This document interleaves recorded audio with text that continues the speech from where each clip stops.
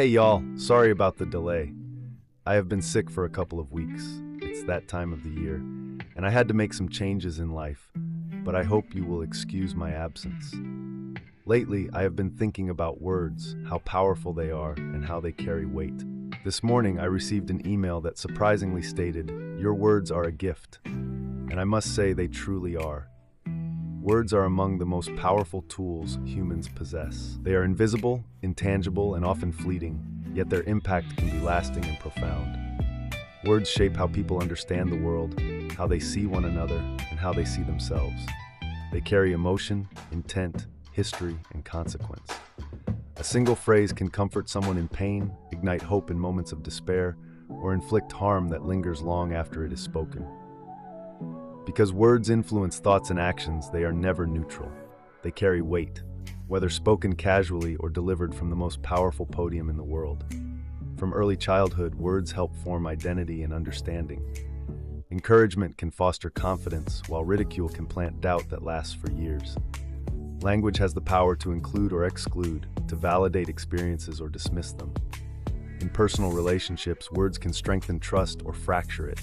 Apologies, promises, insults, and affirmations all demonstrate that speech is not merely descriptive, it is active.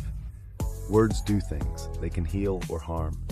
This is why societies place value on free speech while simultaneously recognizing the responsibility that comes with it. Political speeches, media narratives, and public statements influence how entire populations think about issues such as justice, equality, security, and truth. Language can humanize groups of people or reduce them to stereotypes. History shows that harmful rhetoric has often preceded discrimination, violence, and oppression. Dehumanizing language makes harmful actions easier to justify, while compassionate language can mobilize people toward empathy and reform. The weight of words increases as their audience grows, and nowhere is that weight heavier than in the speech of national leaders. The President of the United States occupies a uniquely influential position. The President's words are amplified instantly across the nation and the world. They are repeated in headlines, analyzed by allies and adversaries, and internalized by millions of citizens. When a president speaks, it is rarely heard as a personal opinion alone. It is often perceived as a signal of values, priorities, and permission. Because of this, presidential language has consequences that extend far beyond intention. A president's words can calm a nation during crisis or deepen fear and division. In moments of tragedy, careful language can unify people in grief and resilience. In moments of tension, measured words can prevent escalation.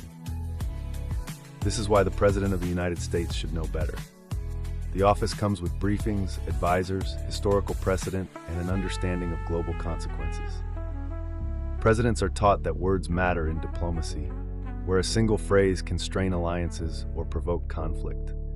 They are reminded that domestic rhetoric can influence social cohesion, economic stability, and public safety.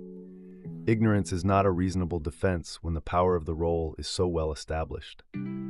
Former United States presidents are paid in high fees for their speeches due to their high name recognition, their exclusive status, and their immense demand.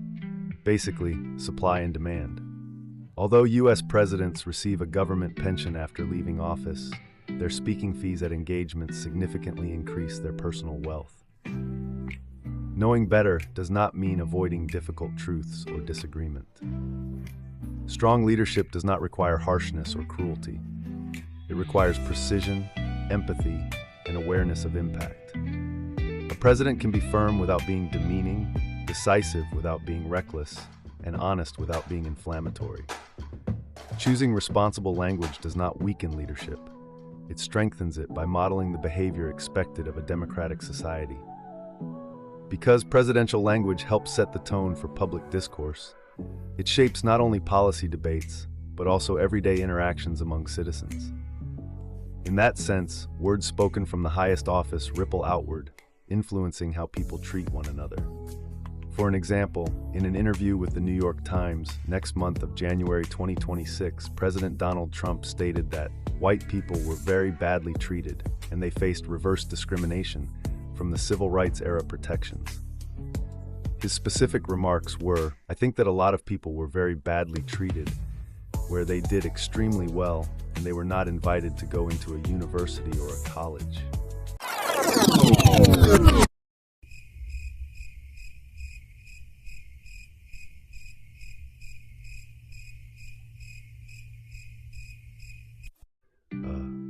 Okay, where do I begin? Donnie boy, do I need to remind you how African Americans were treated in the 60s? Let's see. In the 1960s, African Americans, black people, were treated as second-class citizens under the law and in society. They were subjected to widespread discrimination, inequality, and violence, even though the decade is often remembered for progress brought by the civil rights movement. Daily life for many black Americans was shaped by segregation, limited rights, and systemic racism that was enforced both by law and by social custom. Jim Crow laws, especially in the South, mandated racial segregation. African Americans were forced to use separate schools, buses, restrooms, restaurants, and drinking fountains, which were almost always inferior to those used by white Americans. Housing was segregated through discriminatory lending practices, trapping many black families in underfunded neighborhoods with limited opportunities. Voting rights were heavily suppressed. Although African Americans technically had the right to vote, many were blocked through literacy tests, poll taxes, intimidation, and outright violence. African Americans were frequently confined to low-paying, unstable jobs with little chance for advancement. Employment discrimination was common, and labor protections were often not enforced for black workers. White supremacist groups like the Ku Klux Klan targeted African Americans and civil rights activists with bombings, beatings, and murders. Law enforcement often ignored these crimes or actively participated in abuse. Peaceful protesters were met with police dogs, fire hoses, mass arrests, and brutality. Scenes that shocked the nation when broadcast on television. And you still think white people were treated unfairly, Donald Trump?